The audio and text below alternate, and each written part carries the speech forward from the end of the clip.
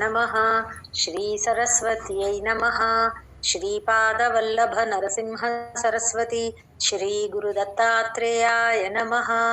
दत्तात्रेय समारंभां नृसिंहादिकमध्यमाम् सच्चिदानंद पर्यन्तां वन्दे गुरुपरम्परां। श्रीपति सच्चिदानंद सद्गुरुभ्यो नमः। गणपति गुरुमेकं सच्चिदानन्दरूपं विबुधनिवहसेव्यं योगमार्गाधिरूढं शरणमुपगतानामार्ति सङ्घाद्रिवज्रं मम हृदयनिवासं भक्तिनम्रो नमामि। वसुदेवसुतं देवं कंसचाणूरमर्दनं देवकी परमानन्दं कृष्णं वन्दे जगद्गुरुम्। हेमगर् अर्जुन उवाच कथं भीष्ममहं संख्ये మహాప్రాణాలందరూ చూసుకోండి. अर्जुन उवाच कथं भीष्ममहं संख्ये अर्जुन उवाच कथं भीष्ममहं संख्ये अर्जुन उवाच कथं भीष्ममहं संख्ये ద్రోణం చ మధుసూదన అణ అక్కడ పలకాలి. అలాగే ద్రోణంచ ఎన్ను కలపచ్చండి, సున్నా తీసేసి అక్కడ అనుస్వారాన్ని. ద్రోణంచ మధుసూదన द्रोणं च मधुसूदन द्रोणं च मधुसूदन द्रोणं च मधुसूदन ఇషుభిః ప్రతియోత్స్యామి. ఇషుభి తర్వాత ఎఫ్ సౌండ్. ఇషుభిః ప్రతియోత్స్యామి. इषुभिः प्रतियोत्स्यामि इषुभिः प्रतियोत्स्यामि इषुभिः प्रतियोत्स्यामि పూజార్హావరిసూదన पूजार्हावरिसूदन पूजार्हावरिसूदन पूजार्हावरिसूदन అక్కడ రా కింద హావత్తు అందరూ చూసుకోండి. కథం భీష్మమహం సంఖ్యే ద్రోణం చ మధుసూదన. कथं भीष्ममहं संख्ये द्रोणं च मधुसूदन कथं भीष्ममहं संख्ये द्रोणं च मधुसूदन कथं भीष्ममहं संख्ये द्रोणं च मधुसूदन इषुभिः प्रतियोत्स्यामि पूजार्हावरिसूदन. इषुभिः प्रतियोत्स्यामि पूजार्हावरिसूदन इषुभिः प्रतियोत्स्यामि पूजार्हावरिसूदन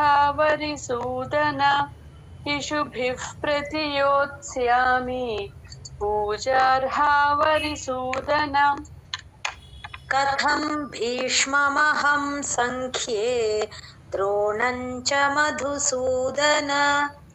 इषुभिः प्रतियोत्स्यामि पूजार्हावरिसूदन. कथं भीष्ममहं संख्ये द्रोणं च मधुसूदन इषुभिः प्रतियोत्स्यामि पूजार्हावरिसूदन कथं भीष्ममहं संख्ये द्रोणं च मधुसूदन इषुभिः प्रतियोत्स्यामि पूजार्हावरिसूदन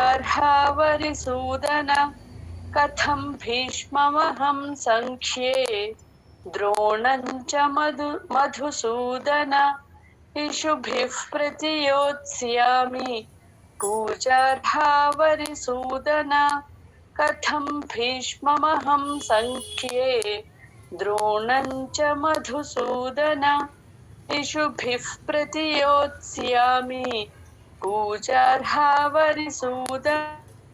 कथं भीष्ममहं संख्ये द्रोणं च मधुसूदन इषुभिः प्रतियोत्स्यामि पूजार्हावरिसूदन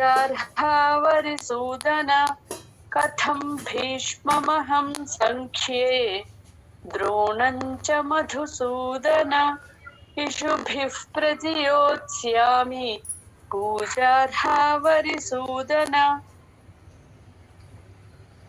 జై గురుదత్త. ఈ నెక్స్ట్ ఒక 2-3 శ్లోకాలు కొంచెం ఛందస్సు మారుతుందండి. పాదానికి 11 అక్షరాలు, కొంచెం ట్యూన్ మారుతుంది, చూసుకోండి జాగ్రత్తగా. గురూణ హత్వా హి మహానుభావాన్, మహానుభావాన్ అట్లా అనాలి. గురూణ హత్వా హి మహానుభావాన్, గురూణ హత్వా హి మహానుభావాన్, గురూణ హత్వా హి మహానుభావాన్. శ్రేయో భోక్తుం భైక్ష్యమపీహ లోకే. ఇక్కడ భోక్తుం భ మహాప్రాణం, భైక్ష్య క్షా కింద యావత్తు కొంచెం క్లారిటీగా చెప్పాలి. శ్రేయో భోక్తుం భైక్ష్యమపీహ లోకే. భైక్ష్యమపీహ, శ్రేయో భోక్తుం భైక్ష్యమపీహ లోకే. శ్రేయో భోక్తుం భైక్ష్యమపీహ లోకే. శ్రేయో భోక్తుం భైక్ష్యమపీహ లోకే. హత్వార్థకామాంస్తు గురూనిహైవ. హత్వార్థకామాంస్తు ఎమ్ము తర్వాత 0 మొత్తం మాం అని పలకాలి. ఓకే. హత్వార్థకామాంస్తు గురూనిహైవ. హత్వార్థకామాంస్తు గురూనిహైవ. హత్వార్థకామాంస్తు గురూనిహైవ. భుంజీయ భోగాన్ రుధిర ప్రదిగ్ధాన్. రుధిర ప్రదిగ్ధాన్ అన్ని మహాప్రాణాలు అందరూ చూసుకోండి. 1వ లైను 3వ లైను 1 ట్యూన్లో ఉంటాయి. 2, 4 1 ట్యూన్ అండి. భుంజీయ భోగాన్ రుధిర ప్రదిగ్ధాన్. భుంజీయ భోగాన్ రుధిర ప్రదిగ్ధాన్. భుంజీయ భోగాన్ రుధిర ప్రదిగ్ధాన్. గురూణ హత్వా హి మహానుభావాన్ శ్రేయో భోక్తుం భైక్ష్యమపీహ లోకే.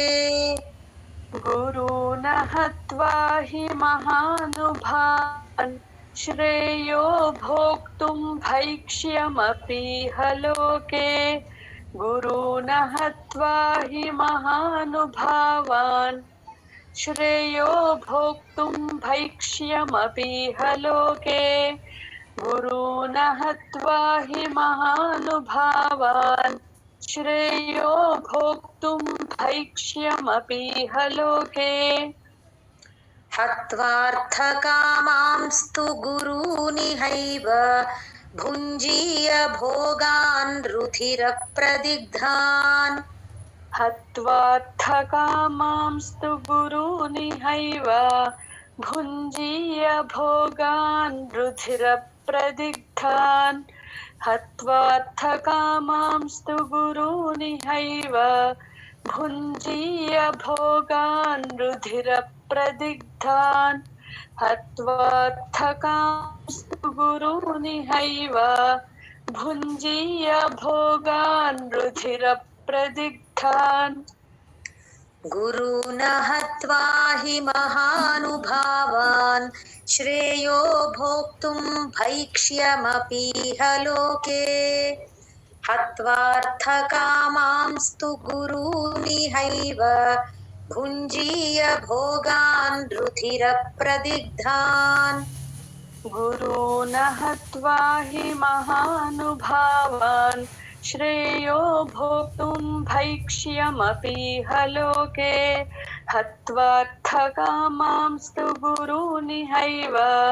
భుంజీయ భోగాన్ రుధిర ప్రదిగ్ధాన్. గురూణ హత్వా హి మహానుభావాన్ శ్రేయో భోక్తుం భైక్ష్యమపీహ లోకే. హత్వార్థకామాంస్తు గురూనిహైవ. భుంజీయ భోగాన్ రుధిర ప్రదిగ్ధాన్.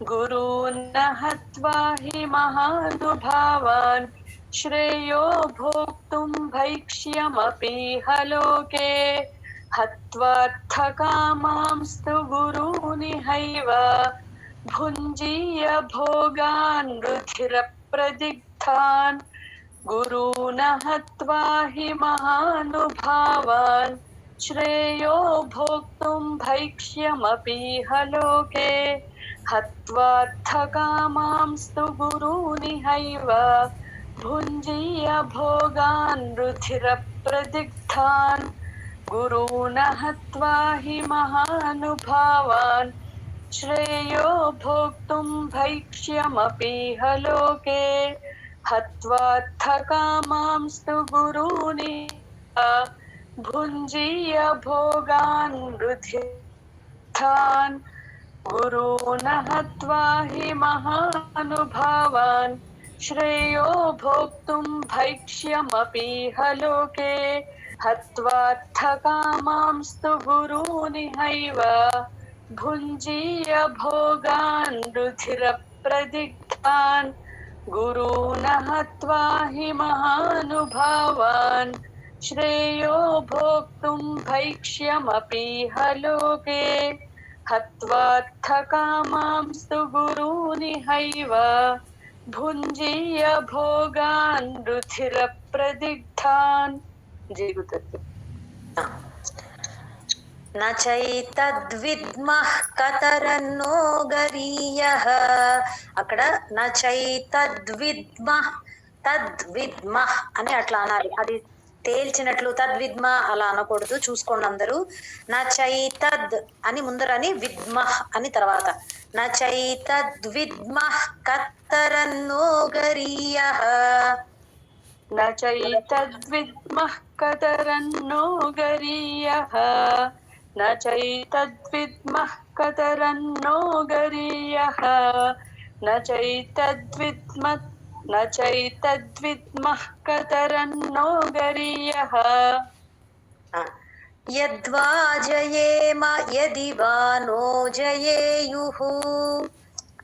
यद्वा जयेम यदि वा नो जयेयुः यद्वा जयेम यदि वा नो जयेयुः यद्वा जयेम यदि वा नो जयेयुः यानेव हत्वा न जिजीविषामः.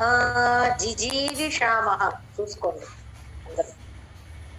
यानेव हत्वा न जिजीविषामः यानेव हत्वा न जिजीविषामः यानेव हत्वा न जिजीविषामः तेव स्थिताः प्रमुखे धार्तराष्ट्राः. तेव స్థితాః అక్కడ విసర్గ ఎఫ్ లా చెప్పాలండి. तेव स्थिताः प्रमुखे धार्तराष्ट्राः. तेव स्थिताः प्रमुखे धार्तराष्ट्राः तेव स्थिताः प्रमुखे धार्तराष्ट्राः तेव स्थिताः प्रमुखे धार्तराष्ट्राः न चैतद्विद्मः कतरन्नो गरीयः यद्वा जयेम यदि वा नो जयेयुः. न चैतद्विद्मः कतरन्नो गरीयः यद्वा जयेम यदि वा नो जयेयुः न चैतद्विद्मः कतरन्नो गरीयः यद्वा जयेम यदि वा नो जयेयुः न चैतद्विद्मः कतरन्नो गरीयः यद्वा जयेम यदि वा नो जयेयुः यानेव हत्वा न जिजीविषामः तेव स्थिताः प्रमुखे धार्तराष्ट्राः. यानेव हत्वा न जिजीविषामः तेव स्थिताः प्रमुखे धार्तराष्ट्राः यानेव हत्वा न जिजीविषामः तेव स्थिताः प्रमुखे धार्तराष्ट्राः यानेव हत्वा न जिजीविषामः तेव स्थिताः प्रमुखे धार्तराष्ट्राः न चैतद्विद्मः कतरन्नो गरीयः यद्वा जयेम यदि वा नो जयेयुः यानेव हत्वा न जिजीविषामः तेव स्थिताः प्रमुखे धार्तराष्ट्राः न चैतद्विद्मः कतरन्नो गरीयः यद्वा जयेम यदि वा नो जयेयुः यानेव हत्वा न जिजीविषामः तेव स्थिताः प्रमुखे धार्तराष्ट्राः न चैतद्विद्मः कतरन्नो गरीयः यद्वा जयेम यदि वा नो जयेयुः यानेव हत्वा न जिजीविषामः तेव स्थिताः प्रमुखे धार्तराष्ट्राः न चैतद्विद्मः कतरन्नो गरीयः यद्वा जयेम यदि वा नो जयेयुः यानेव हत्वा न जिजीविषामः तेव स्थिताः प्रमुखे धार्तराष्ट्राः न चैतद्विद्मः कतरन्नो गरीयः यद्वा जयेम यदि वा नो जयेयुः यानेव हत्वा न जिजीविषामः तेव स्थिताः प्रमुखे धार्तराष्ट्राः न चैतद्विद्मः कतरन्नो गरीयः यद्वा जयेम यदि वा नो जयेयुः यानेव हत्वा न जिजीविषामः तेव स्थिताः प्रमुखे धार्तराष्ट्राः न चैतद्विद्मः कतरन्नो गरीयः यद्वा जयेम यदि वा नो जयेयुः यानेव हत्वा न जिजीविषामः तेव स्थिताः प्रमुखे धार्तराष्ट्राः न चैतद्विद्मः कतरन्नो गरीयः यद्वा जयेम यदि वा नो जयेयुः यानेव हत्वा न जिजीविषामः तेव स्थिताः प्रमुखे धार्तराष्ट्राः जय गुरु కార్పణ్యదోషోపహత స్వభావః కార్పణ్య అక్కడ అనా పలకాలి హతస్వభావః అట్లా రావాలండి కొంచెం సా దగ్గర స్ట్రెస్ ఇచ్చినట్లు कार्पण्यदोषोपहतः स्वभावः कार्पण्यदोषोपहतः स्वभावः कार्पण्यदोषोपहतः स्वभावः పృచ్ఛామి త్వాం ధర్మ సమ్మూఢచేతాః పృచ్ఛామి చా కింద మహాప్రాణం ఛా ఉంది సమ్మూఢ ఢాకి లాస్ట్ లో మహాప్రాణం पृच्छामि त्वां धर्मसम्मूढचेताः पृच्छामि त्वां धर्मसम्मूढचेताः पृच्छामि त्वां धर्मसम्मूढचेताः యచ్ఛ్రేయస్యాన్నిశ్చితం బ్రూహి తన్మే యచ్ఛ్రేయ అనాలి చా కింద ఒత్తు ఛ అలాగే రకారం కూడా యచ్ఛ్రేయస్యాన్నిశ్చితం బ్రూహి తన్మే यच्छ्रेयस्यान्निश्चितं ब्रूहि यच्छ्रेयस्यान्निश्चितं ब्रूहि तन्मे यच्छ्रेयस्यान्निश्चितं ब्रूहि तन्मे यच्छ्रेयस्यान्निश्चितं ब्रूहि तन्मे శిష్యస్తేహం షాధి మాం త్వాం ప్రపన్నం शिष्यस्तेऽहं शाधि मां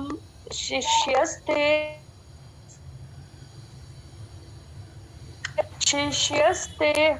शिष्यस्तेऽहं शाधि मां त्वां प्रपन्नम् शिष्यस्तेऽहं शाधि मां त्वां प्रपन्नम् ఇంకొకసారి చెప్పరా, మీ వాయిస్ బ్రేక్ అయింది. మధ్యలో కాల్ వచ్చింది. శిష్యస్తేహం శాధి మాం త్వాం ప్రపన్నం కార్పణ్యదోషోపహత స్వభావః పృచ్ఛామి త్వాం ధర్మ సమ్మూఢచేతాః. కార్పణ్యదోషోపహత స్వభావః పృచ్ఛామి త్వాం ధర్మ సమ్మూఢచేతాః. కార్పణ్యదోషోపహత స్వభావః పృచ్ఛామి త్వాం ధర్మ సమ్మూఢచేతాః. కార్పణ్యదోషోపహత స్వభావః పృచ్ఛామి త్వాం ధర్మ సమ్మూఢచేతాః. యచ్ఛ్రేయస్యాన్నిశ్చితం బ్రూహి తన్మే శిష్యస్తేహం శాధి మాం త్వాం ప్రపన్నం. యచ్ఛ్రేయస్యాన్నిశ్చితం బ్రూహి తన్మే శిష్యస్తేహం శాధి మాం త్వాం ప్రపన్నం. యచ్ఛ్రేయస్యాన్నిశ్చితం బ్రూహి తన్మే శిష్యస్తేహం శాధి మాం త్వాం ప్రపన్నం. యచ్ఛ్రేయస్యాన్నిశ్చితం బ్రూహి తన్మే శిష్యస్తేహం శాధి మాం త్వాం ప్రపన్నం. కార్పణ్యదోషోపహత స్వభావః పృచ్ఛామి త్వాం ధర్మ సమ్మూఢచేతాః. యచ్ఛ్రేయస్యాన్నిశ్చితం బ్రూహి తన్మే శిష్యస్తేహం శాధి మాం త్వాం ప్రపన్నం. కార్పణ్యదోషోపహత స్వభావః పృచ్ఛామి త్వాం ధర్మ సమ్మూఢచేతాః.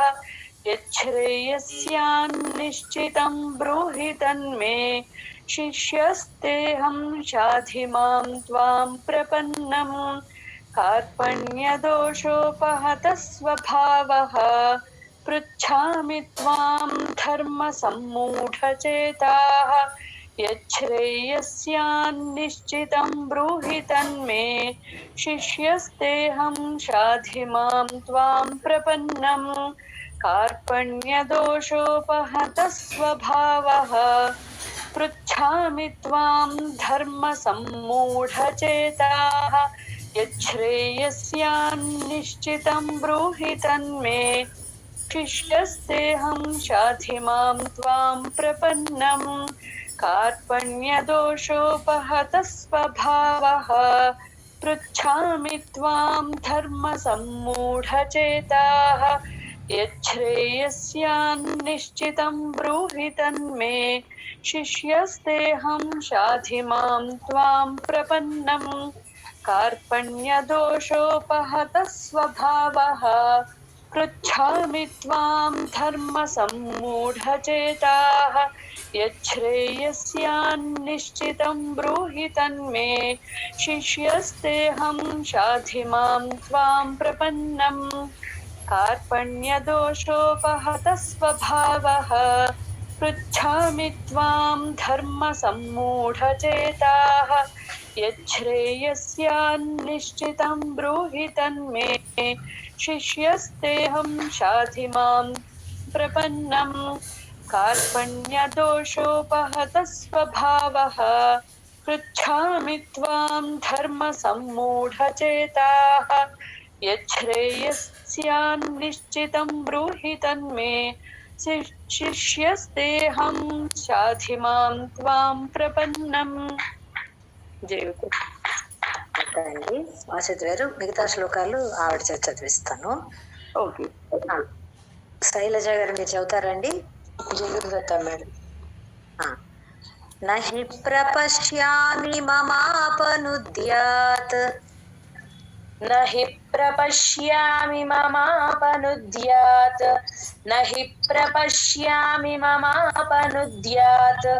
न हि प्रपश्यामि ममापनुद्यात् न हि చాలు 3 సార్లు చాలండి. మిగతా వాళ్ళు ఒక్కసారి చూసుకోండి. నహి ప్రపశ్యామి ఆ ప్రా దగ్గర కొంచెం స్ట్రెస్ ఇచ్చినట్లుగా చెప్తున్నాము. నహి ప్రపశ్యామి అనాలి. యచ్చోకముచ్ఛోషణమింద్రియాణం చా కింద ఒత్తు చా అక్కడ.